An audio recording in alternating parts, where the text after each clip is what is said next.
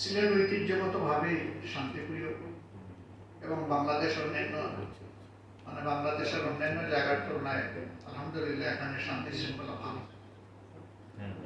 তারপরেও তো কিছু সামাজিক বিপর্যয়, বিশৃঙ্খলা, অনিয়ম থাকে, দুর্নীতি থাকে, সেটাও আপনাদের কলম দিয়ে উঠে আসে, কণ্ঠে এটা ধ্বনিত হয়। এই জন্য আপনাদেরকে মোবারক পাচ্ছি। আপনাদের এই অংশটা সমাজে যত বেশি সচেতন হবে, সমাজ তত বেশি সুন্দরভাবে গঠিত হবে।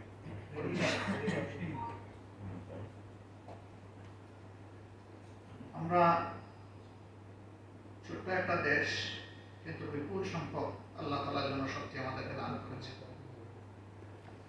এই জনসংখ্যাকে জনশক্তিতে যদি আমরা সত্যিকার অর্থে রূপান্তরিত করতে পারি, যদি মানুষের হাতগুলোকে কর্মের হাত আর মানুষের মেধাকে যদি আমরা বিকশিত করতে পারি, তাহলে বাংলাদেশের যে সম্ভাবনা আছে, এই সম্ভাবনাকে কাজে লাগিয়ে আমরা এই অঞ্চল এবং বিশ্বে একটি মর্যাদাপূর্ণ জাতি হিসেবে আমরা দাঁড়াতে পারবো ইনশাআল্লাহ।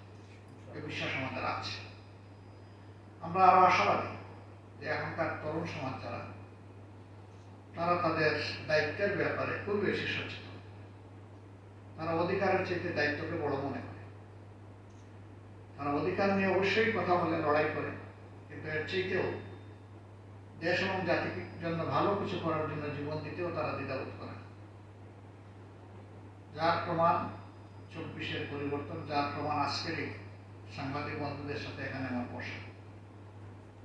যদি যুবকরা বুক চিতিয়ে সেদিন লড়াই না করত, তাহলে বাংলাদেশ হয়তো তখন যে অবস্থায় ছিল ন্যূনতম অতটুকু থাকতো, অথবা তার চাইতে আরো খারাপের দিকে যেত। এবং দেশে একটা ভয়ের সংস্কৃতি সর্বত্র যেভাবে তৈরি হয়েছিল, এটি সমাজকে পুরোপুরি ধ্বংসের দ্বার প্রান্তে নিয়ে গেছে। স্বৈরাচারের সময় কার্যত তিনি তাদেরকে সহযোগিতা করছেন। জুলাই রক্তের উপর দাঁড়িয়ে আমরা চাই তার বক্তব্য সংসদে শোনানো হোক। কিন্তু বক্তব্যের পাঠক, লেখক, এই বাস্তবতা, এবং এটা নতুন না, এটা অতীত ওইভাবে চলে এসেছে। আবার আমরা ওই প্রেসিডেন্টের প্রতিষ্ঠানের ব্যাপারে আমাদের কোনো নেতিবাচক দৃষ্টিভঙ্গি নাই, কিন্তু ব্যক্তি সম্পর্কে ব্যক্তি আর প্রতিষ্ঠানকে আলাদাভাবে দেখতে হবে। আমরা ওই জায়গাটা সরকারি দলকে অনুরোধ করবো যে জাতিকে মুক্তি দেওয়া হবে। আপনারা যেভাবে চাইবেন সেভাবেই তো প্রেসিডেন্ট হবে, যেহেতু আপনারা সংখ্যাগরিষ্ঠ। আমরা বিশ্বাস করি আপনাদের দলের ভিতরে এবং আপনাদের শুভাকাঙ্ক্ষী মহলে এদেশের প্রেসিডেন্টের এই মর্যাদাপূর্ণ দায়িত্বে বসার জন্য যথেষ্ট আমরা বিশ্বাস করি।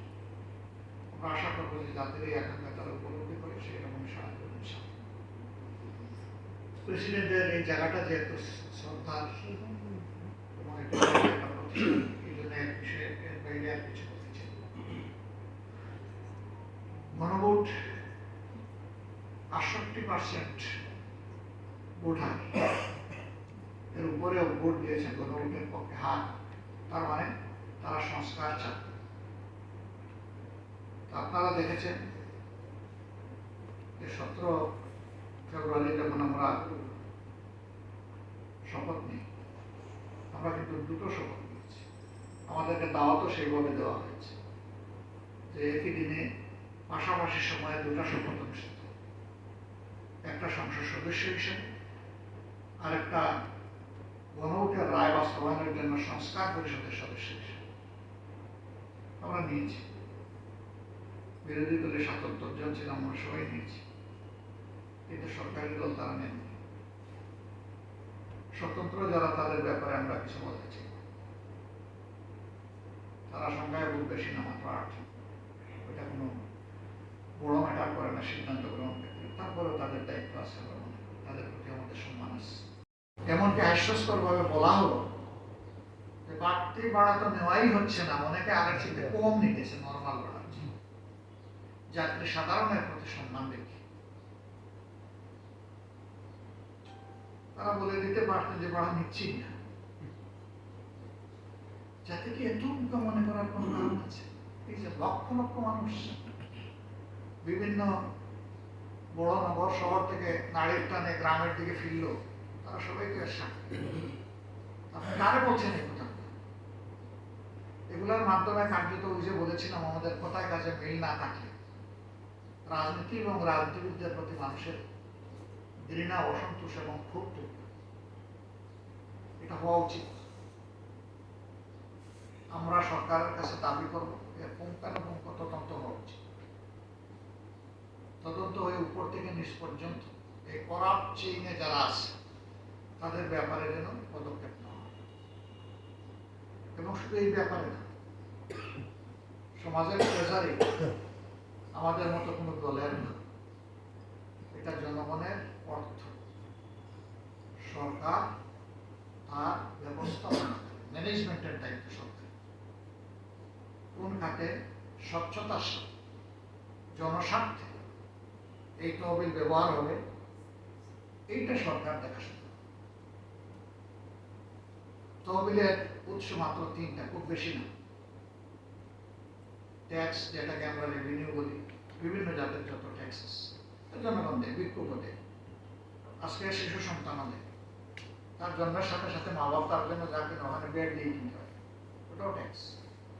ওটাই রাস্তায় এখন বড় ট্যাক্স।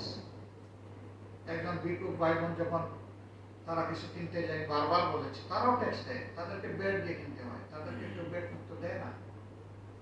এই 1 নম্বর খাত হচ্ছে আমাদের রেভিনিউ খাত। 2 নম্বর হচ্ছে বিদেশ থেকে আনা লোন অথবা দেশ থেকেই নেওয়া লোন। আর 3 নম্বরটা হচ্ছে বিদেশি অনুদান। এই সবগুলা জনগণ